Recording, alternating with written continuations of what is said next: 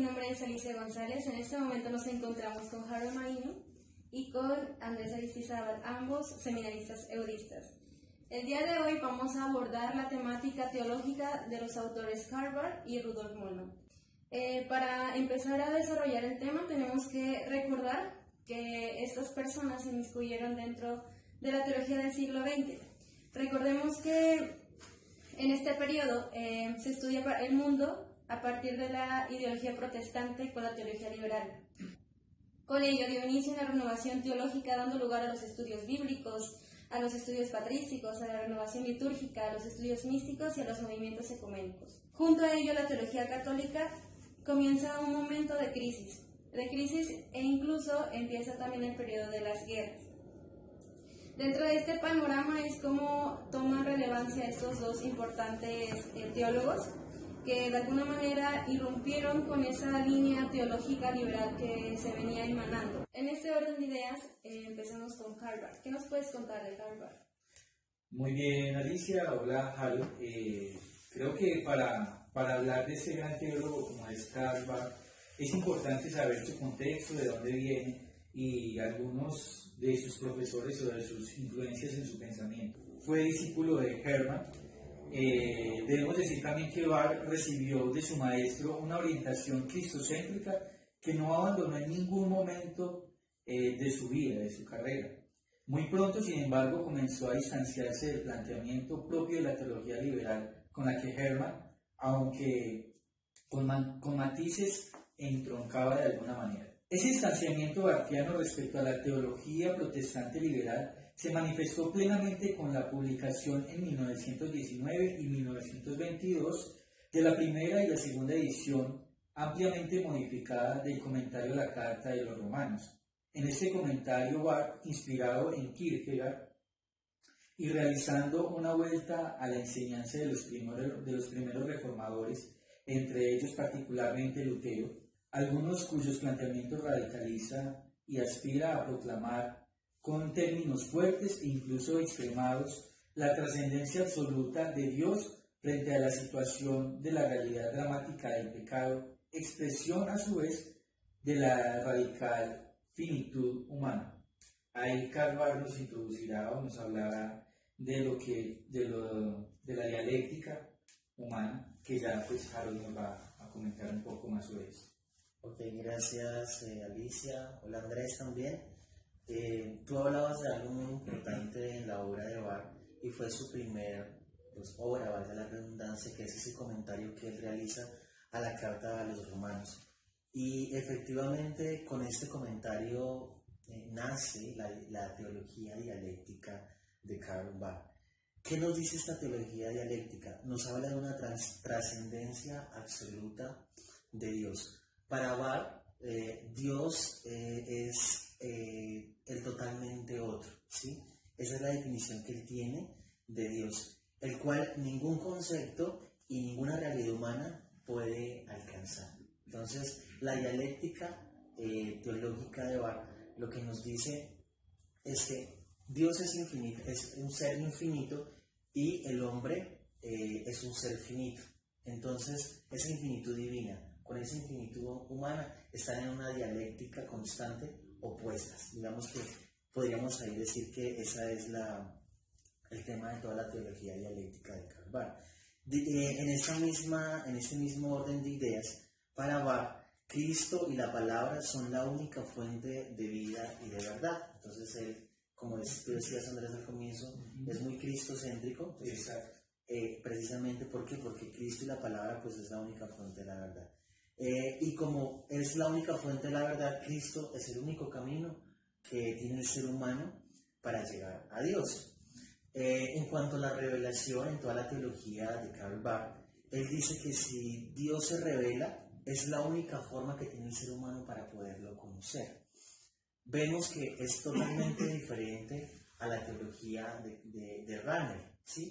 Rahner, inspirándose un poco en Hegel, en Kant, en Martin Heidegger, dice que la revelación parte del ser humano, parte del hombre, ¿sí? Parte del espíritu humano. En Barth es totalmente diferente. Es una revelación que viene dada exclusivamente por Dios. es Dios el que se revela, el ser humano no interviene en nada. Entonces quería como un poquito Alicia y Andrés hacer ese contraste entre Bar y comentar a otros teólogos como Rana. Recordemos que este pensamiento teológico abordado por Barth tuvo mucha influencia por el periodo de guerra. También tenemos que recordar que una ruptura en su vida que hizo que él empezara pues, a tener este tipo de pensamiento, de contenidos, es la ruptura que tuvo con los intelectuales que fueron sus maestros, quienes estaban a favor de la ideología de guerra del Estado nazi de Hitler. Entonces, creo que desde esta perspectiva podemos intentar entender por qué Karl Barth hacía esta dialéctica, hacía esta oposición entre lo humano y lo divino. Entonces, y también tenemos que recordar que la dialéctica es como una moneda, o sea, sí son dos caras diferentes, sin embargo son unidas, tiene que estar unido para que funcione, si no, no funciona. Entonces, en ese sentido yo creo que Karl Barth apoyó y realmente ha hecho muchas aportaciones hasta el pensamiento moderno para pues intentarle dar paso a aquellos que no visibilizaban la teología liberal protestante, porque justamente él decía que esta no tenía nada que decirle a los pobres. Entonces es por ello que él empezó pues, a poner todo este tipo de acercamientos a la dialéctica y escribió pues su obra magna, que fue la Dogmática Cristiana. Justamente sigue describiendo esta dialéctica, esta manera de entender que la única manera en que nos podemos acercar a Dios es a través de su revelación, pero también es a través de la palabra que es Cristo. Él se oponía y decía que él no firmó, de hecho él no firmó una consigna que se hace en la declaración de Barna, donde se estipula que el único Señor y Rey es Jesucristo. No aceptaba la política de Hitler y por ello pues pasó todo. Recordemos también, ya que tú mencionas, Alicia, sobre la dogmática cristiana, recordemos que este proyecto quedó interrumpido para ser retomado unos años más tarde, con una significativa modificación en el título de dogmática cristiana a dogmática eclesiástica. Entonces es chévere también aclarar esto y tenerlo ahí como presente en cuanto a este gran teólogo. Y de hecho fue algo que trabajó toda su vida. De hecho quedó inconcluso el último tomo de la dogmática eclesial, que trataba de abordar la reconciliación. Okay. No, simplemente quiero concluir un poco a este gran teólogo y dejar en claro que su mayor aporte a la teología del siglo XX es su teología dialéctica, en la cual reconoce que esa finitud humana está atravesada por el ser humano, que está atravesado por la condición frágil del pecado y que eso lo hace totalmente opuesto a ese Dios que es infinito y que obviamente lo que quiere es acercarse al ser humano para precisamente sacarlo de esa condición de pecado, pero es totalmente otro. Esa es la teología de Karl Barth. Muy interesante. Y ya para agregar como también una de las importancias que tuvo este teólogo era un teólogo protestante, pero también tuvo mucha influencia dentro de nuestra religión católica, como nos profesamos. Él estuvo muy pendiente del Concilio Vaticano II. Él estuvo separado, no fue participante directo, pero sí fue un participante indirectamente. Y de hecho él tuvo un diálogo bastante interesante con la religión cristiana católica, que de hecho se ilustra en uno de sus libros. Y ya pues para terminar, también quisiera abordar otro de sus obras, que es la teología evangélica, que prácticamente recopila todos los discursos que le daba a sus alumnos en la Universidad de Berkeley. Otro gran representante de la teología del siglo XX en el sentido protestante también fue Rudolf Bultmann.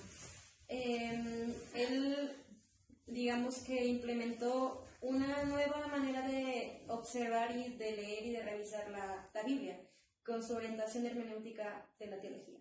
Entonces, ¿qué nos puedes decir de él? Bueno, Alicia, al igual que lo hice con Karl Barth, quisiera anteriormente hacer como una introducción de dónde viene este otro gran teólogo como lo es Bullmann.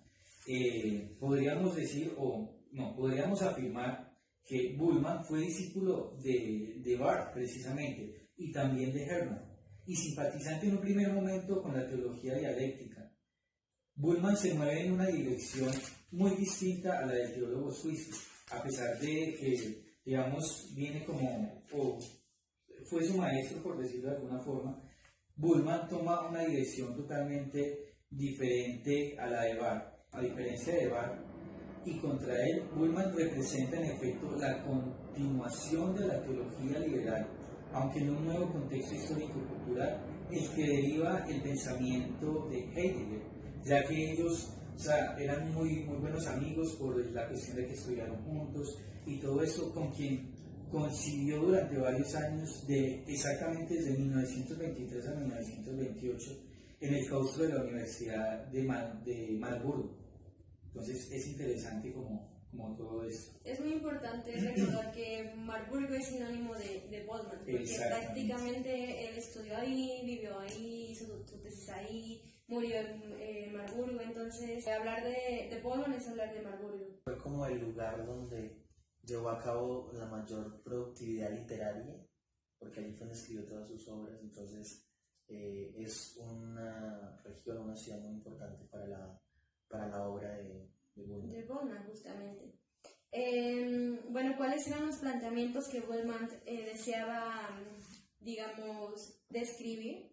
En primera, él decía que la verdad histórica sobre Jesús no era lo importante dentro del pensamiento teológico. Lo que tenía que ser importante era el querigma, digamos, el anuncio, esa experiencia que el humano debe tener con Jesús, con Dios.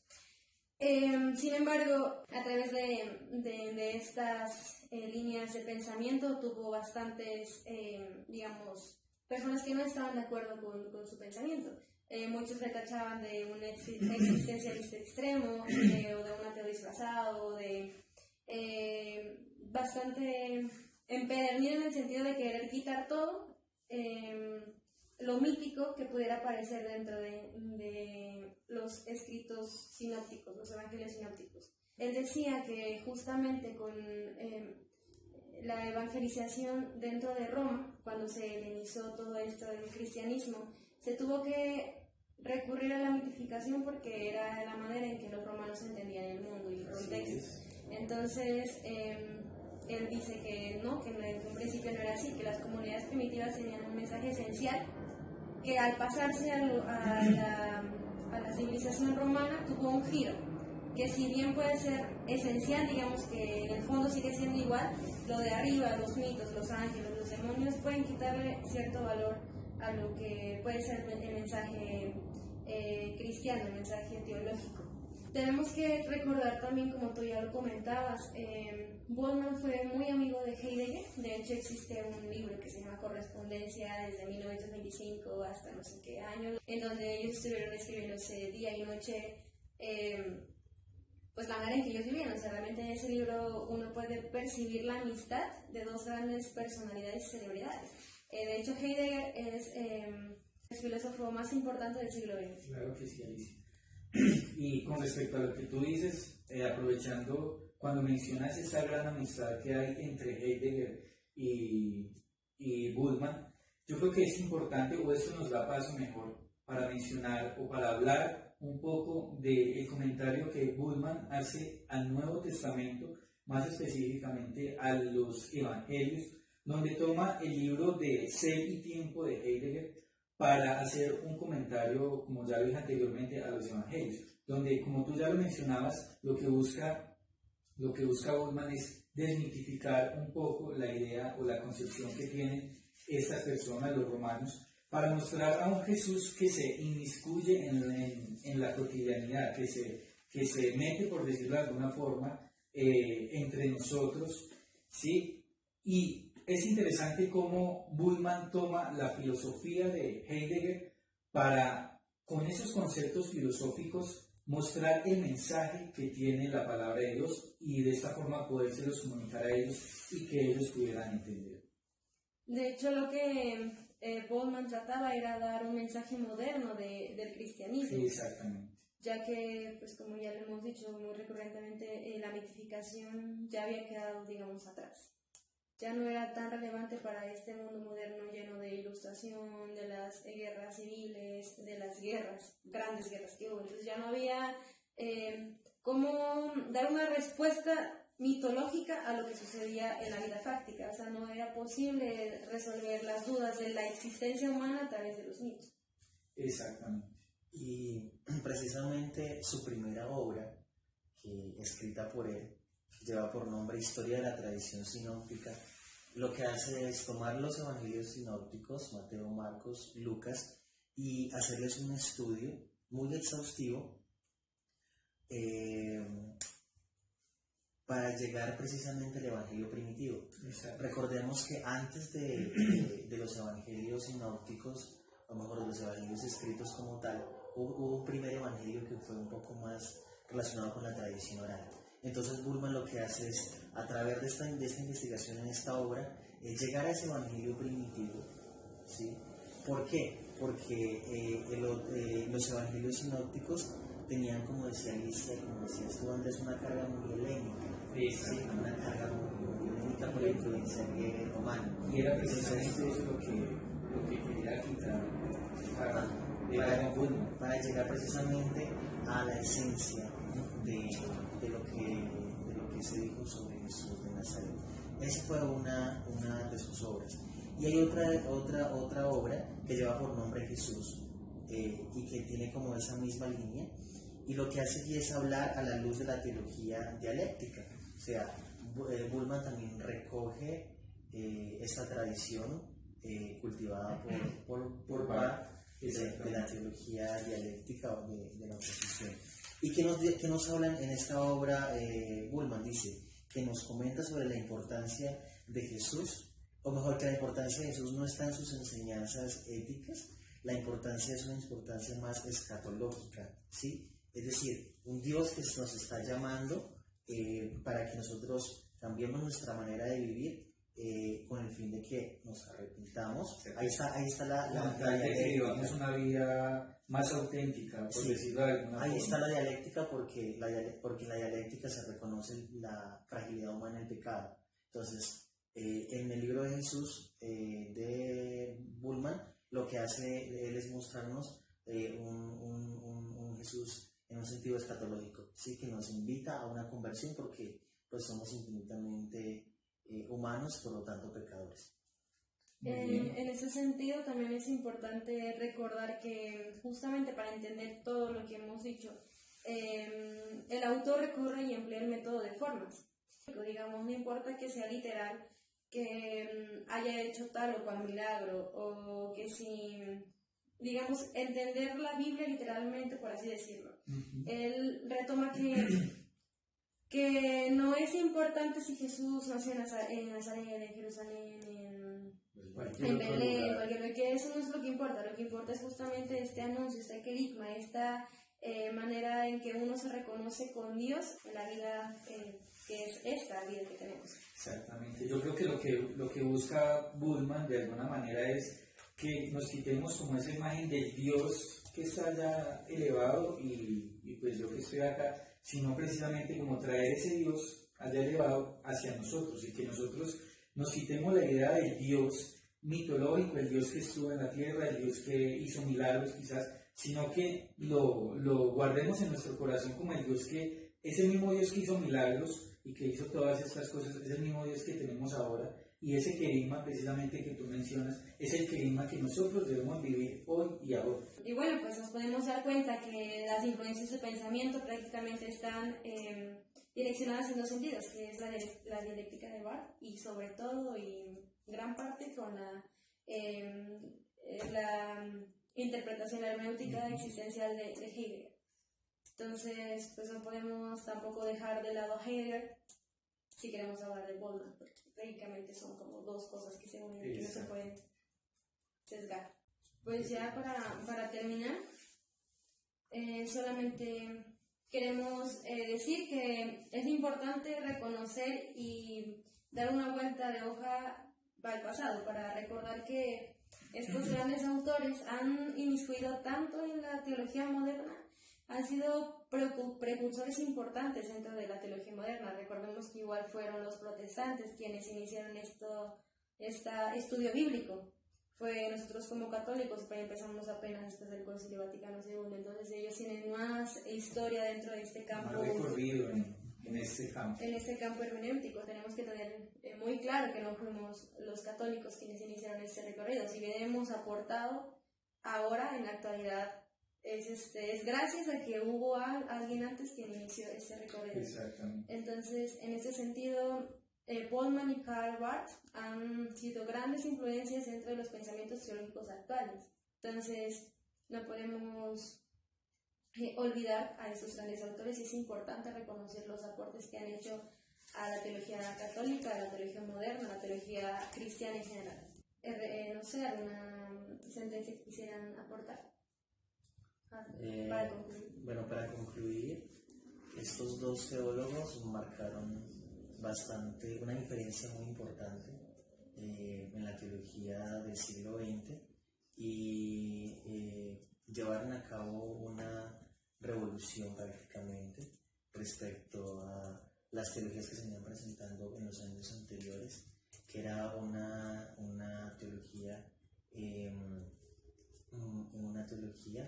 que no era tan aterrizada, más dogmática, ¿sí? Más dogmática, y era una teología mucho más apologética, ¿sí? De defensa. Entonces hay que rescatar eso en cuanto a estos dos teólogos, y definitivamente la teología dialéctica de Barth, pues, de reconocer a Dios como el totalmente otro, también fue muy importante para el siglo XX. Así es, Harold, así es, Alicia. Yo creo que, pues, nada, resaltar ya para terminar, resaltar la gran importancia que tuvieron estos dos teólogos y creo que siguen teniendo, porque esto es de uno realmente sentarse y estudiarlo minuciosamente, porque realmente todo lo que tienen para aportar, tanto ya sea como católico como de cualquier otra religión, es muy enriquecedor todo lo que ellos nos aportan en cuanto a la teología, en cuanto a cómo se manejan todos estos temas, incluso desde la filosofía, como nos lo presenta el amigo de Bullmann, ¿sí? De Heidegger. A veces tenemos la concepción de que, ay, no, el filósofo, la filosofía nos vuelve ateos. No, por el contrario, podemos darnos cuenta que Bullmann se vale precisamente de la filosofía para reafirmar más la fe, para tener conceptos y así podernos dirigir a estas personas que de pronto necesitan como algo más carnudito, por decirlo de alguna forma, ¿sí? Algo con más sentido, que es precisamente lo que hace Bullmann. Entonces, nada, yo creo que la invitación nos queda a nosotros a inmiscuirnos más sobre estos autores y a estudiarlos mucho más con más juicio. Claro, y resaltar que justamente de eso se vale la teología. La teología no se trata de... Ya no es tanto la defensa a la creencia como lo fue en un principio, en la época patrística, en la época antes de guerra, sino que ahora la teología tiene que dar respuesta a justamente los conflictos y las cosas que suceden en el día a día y cómo es que Dios se interpela. Así es. Entonces yo creo que la teología, junto con otras disciplinas, puede dar bastante frutos y es que nos seguimos investigando en esos autores. Yo creo que falta bastante por seguir aprendiendo, por seguir ejerciendo, por seguir dando más aportes, porque ellos hicieron grandes aportes y creo que tenemos que aprender de ellos para poder dar más aportes y dar una buena respuesta a la sociedad desde nuestros campos. Bueno, muchas gracias por la atención prestada. Esperemos que estos aportes hayan sido importantes para recordar un poco la historia y la vida de estos grandes autores y la importancia que tienen en la actualidad. Gracias. Gracias.